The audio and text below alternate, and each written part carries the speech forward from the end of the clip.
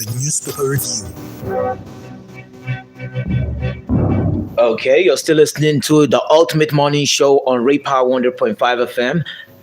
Mr. May 11, myself, is still in the studio and I'm not alone. This is the voice of Niceforth. Good morning. Okay, so in the news, a whole lot is going on, and I want you to also key into all that is going on while we give you the space for you to also have your say. Now, I want to start with the Daily Global today, and it starts with WAEC withholds 167,486 results over exam malpractice. Why we froze Osun government accounts, EFCC. Kwara Police Command announces immediate enforcement of traffic laws across the states. Sustained military pressure compels more JAS family members to surrender to troops. School certificate omission does not invalidate President Tinubu's nomination, says Mondo Benny. Certificate: Nigerians are not fools. Obi should step aside and clear his name, Arabambi says. And one of the last story here, FG reaffirms commitment to deepening humanitarian partnerships with Kaduna State. That is all I'll be taking from Daily Global. Well, moving on to the leadership newspaper, Osun government accounts frozen over alleged 11 billion naira fraud, says EFCC. Adeleke says action taken without court order. Stories on page 7. President willing to forge stronger partnership with Catholic bishops, says Akume. Stories on page 4. Tinubu applauds rescue of 308 Kwara and Niger kidnapped victims. 163 Woro Kwara abductees freed. 145 Niger victims released. Victims rescued by military DSS police from Kanji Lake National Park Forest, says presidency. Stories on page 5. Key to tackling insecurity across Nigeria, says Sultan. Stories on page 7. 61.54% of candidates obtain 5 credits as WAEC releases 2026 results. Page 7. Military places 60 million naira bounty on 2 wanted ISWAP commanders in Lake Chad. And finally, soldiers hail salary increment, seek review of allowances. That's about it on the leadership newspaper. I'll take from the Daily Asset. From Daily Asset, it's boldly written, federal government bows to pressure, commences wage arrears payments August 15. Now, on the top side, we have Dangote Refinery cut petrol price by 50 naira, diesel down to 80 naira.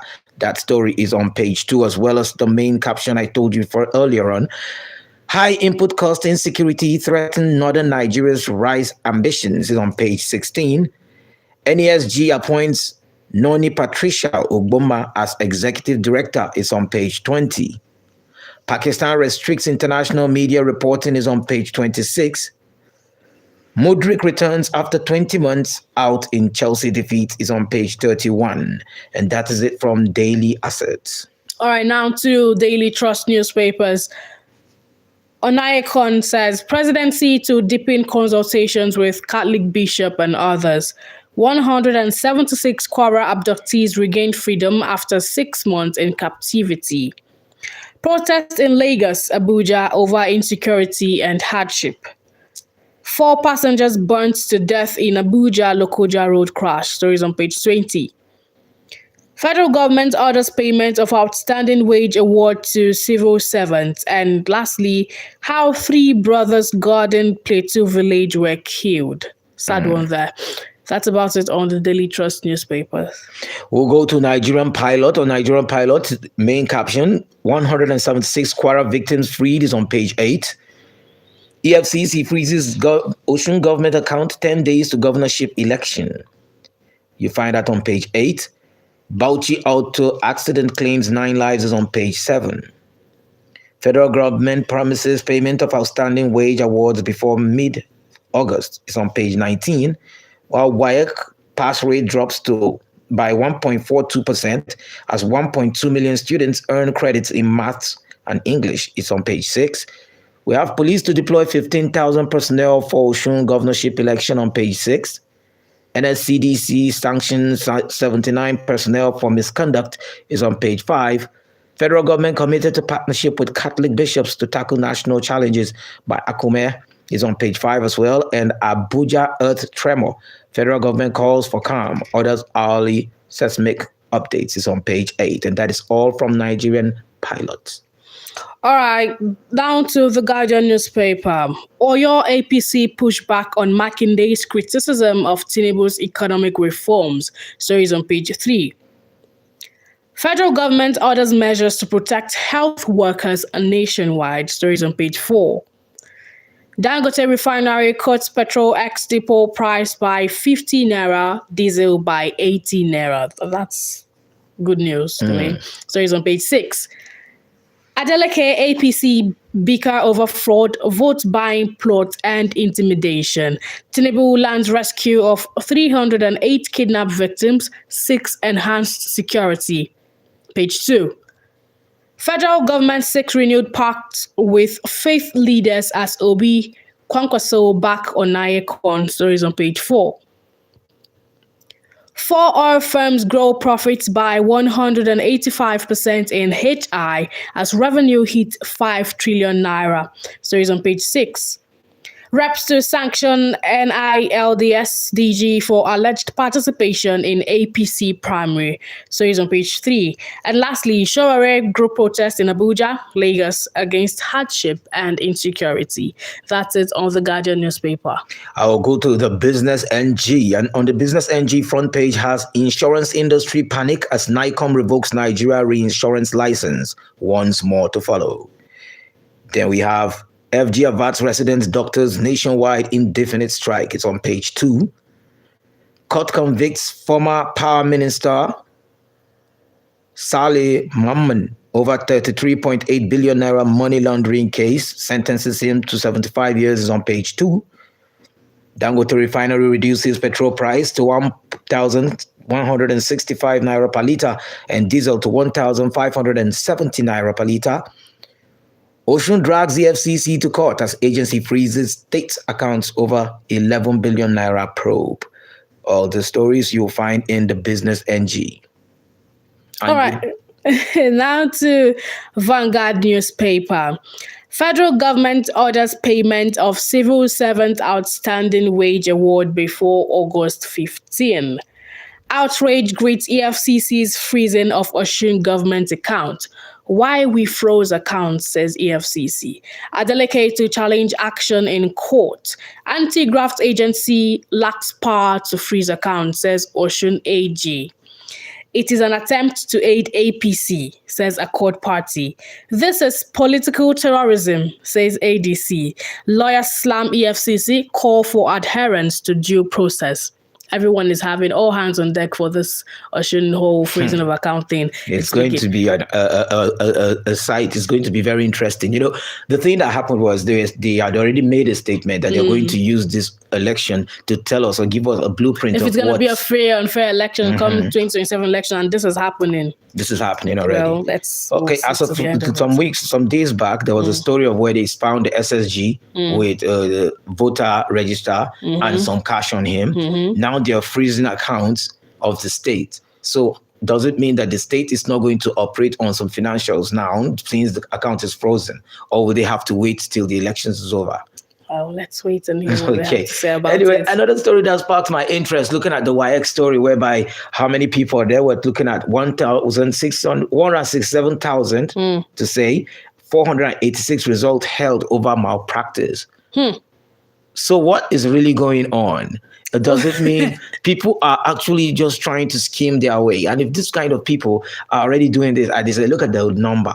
Even though there was a nice number that was put for those who passed maths and English, but you're looking at the outrageous number of people who were trying to, get it through a way that is not right.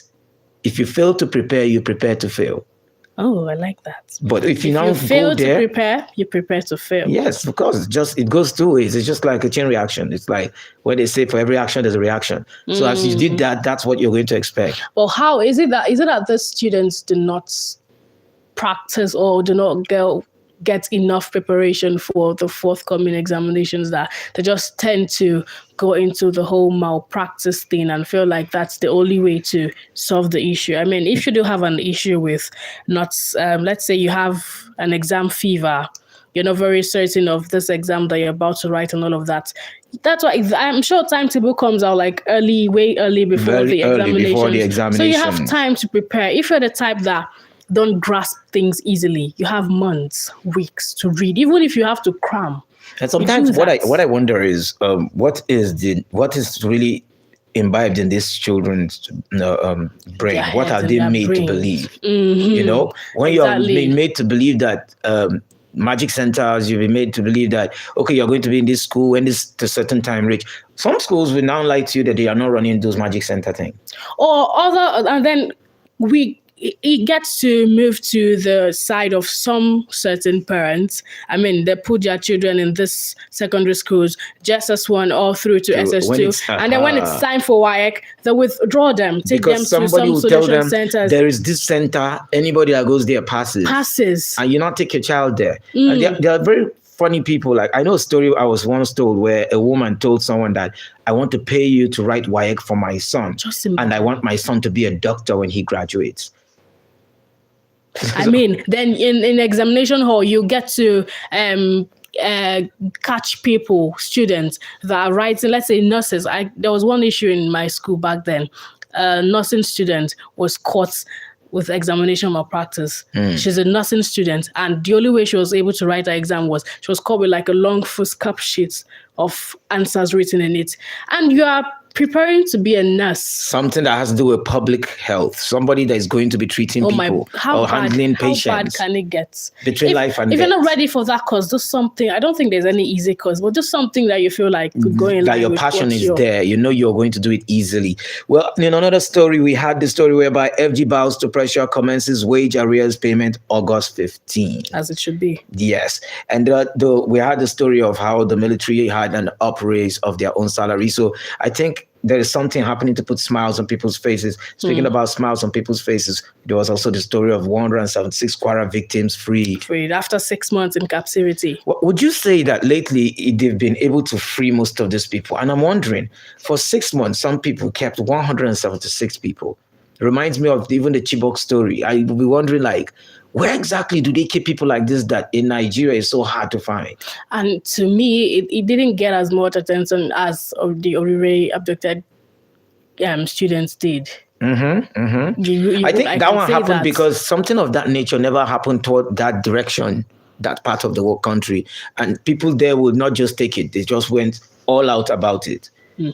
You understand? They were all out about it. But if it is somewhere whereby they feel, okay, things like this have been happening already, they'll now say we're on top of the case. It's not supposed to be like that. But I'm just saying, it most times happens to be like that, even if it's not supposed to be like that, where you find out there is somewhere that will not tolerate it.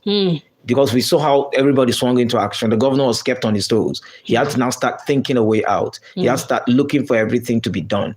He had to start moving around, thinking, now what is it? He has jets that they're flying around. And remember one time when he asked for extra help, they bashed him. So the thing, okay, well, we're happy that they've regained their freedom, and kudos to the government for being able to tackle that issue. This isn't something that we should be talking about every day. I mean, we always talk about insecurity, kidnapping, terrorism, misappropriation of funds. We haven't talked about that one today. Alleged money is here and there, but God help us. Okay, so there was something about nomination where they said the president omitted his, I think, primary school certificate or so, and everyone is coming at it like, oh no, he's supposed to do, because we know that one or two people who are also vying for the seat of the presidency were saying that there are too many irregularities.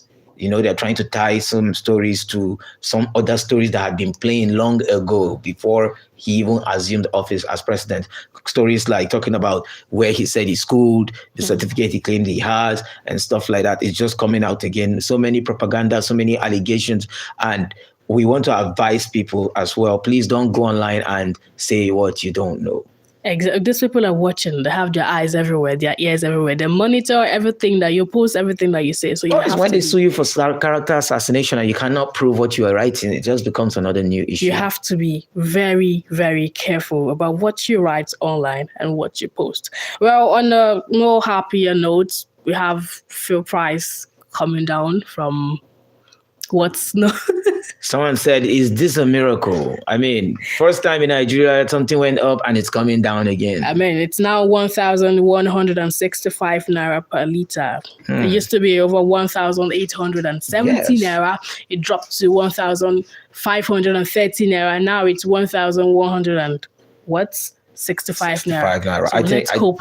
Do you think it can ever come down back to 800 naira? It might shock you. It will. I think Dangote's opening a refinery is just like a turning point in Nigeria.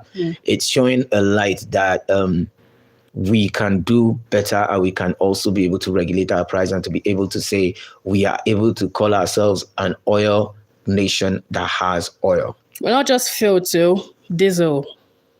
Of course, that too went down, and it's a nice one. I'm sure those who use premium motor spirit and the likes of diesel will now sit one side now and like, okay, this is it. At least now we can move, we can buy. Just keep hoping for the best, is it?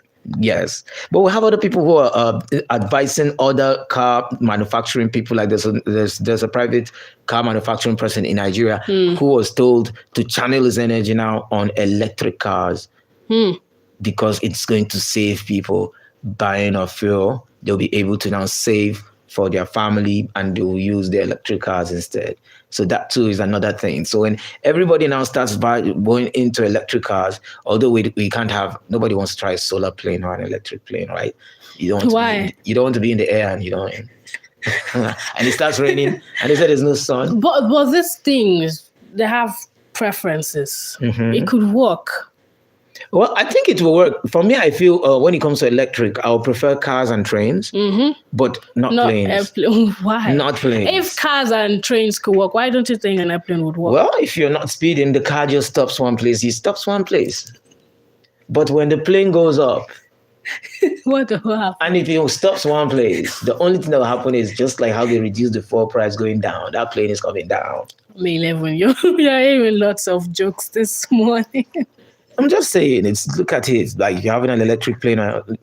That don't even sound like what we should. Although with technology, anything can happen. Technology. They might have a way whereby on its own, it's going to recharge itself, even if there's a sun or there is no sun. So it could work in essence. It could work. All right. So protests in Lagos, Abuja over insecurity and hardship. How long are we going to keep protesting for these things? Well, the protests will keep going on and on. I think what the people are trying to do now is we want the government to have this always in their faces. We want to always put it in their faces that insecurity is happening. Insecurity is happening. Hardship, economic hardship. Economic hardship is happening. We saw what happened when the bishop man went to visit the president. He had to tell the president this is happening.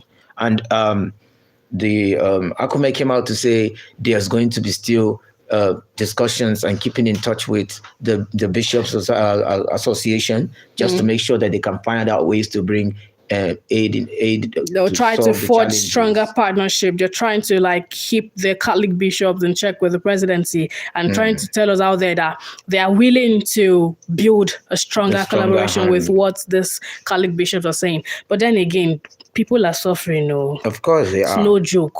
Of course they are. It is not funny out there. Of course they are. I'm talking transportation fare. It's not even far from you again. You see these people. Unlike before, you hear about these things, but now you're seeing it. I saw a picture of some children in what's known that state now, Yobe or so, where they stood, and the person who sent me the picture said they actually went for something. Now they were drinking this not for they call it cocoa. And these kids had plates and they were waiting. What they were waiting for is when you finish drinking it and you drop the plate, they are going to come and lick, and they always scuffle for it. They are going to all do a royal rumble for who can get that plate with what is not inside. How bad can they get? Then they were telling me things about how they eat meat. If you throw the bone, these children rush the bone. So I was like, inside Nigeria, this is happening. But lately, I've been seeing people. I see people who walk around now just to beg.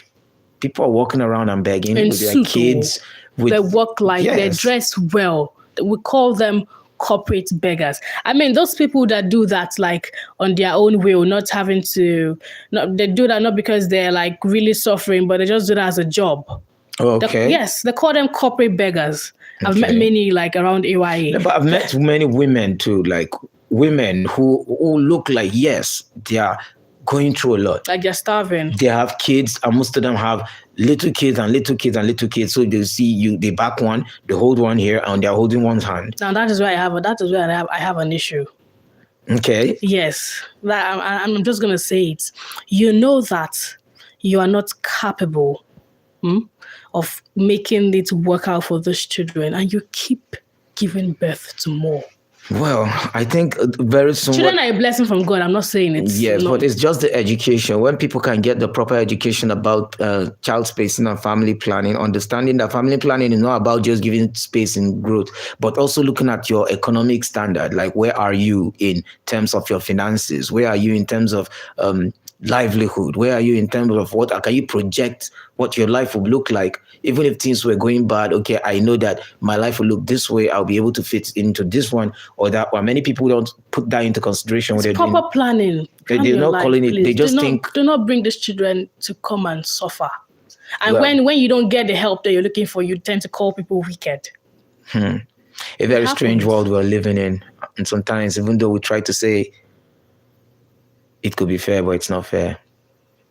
Right now, it's not fair to anyone. It's not fair. Well, that's the much we'll be giving you on the newspaper review. Remember, we'll be joining our Lagos studio by 8 o'clock. And it's still the ultimate morning show right here. Nice thought. It was a wonderful time with you this very morning. I had fun too. Okay. My name is Mr. May 11. I will still be with you all the way to 12 o'clock. So don't you go nowhere. Enjoy all our programming on Ray Power 100.5 FM. Once again, good morning. Good morning.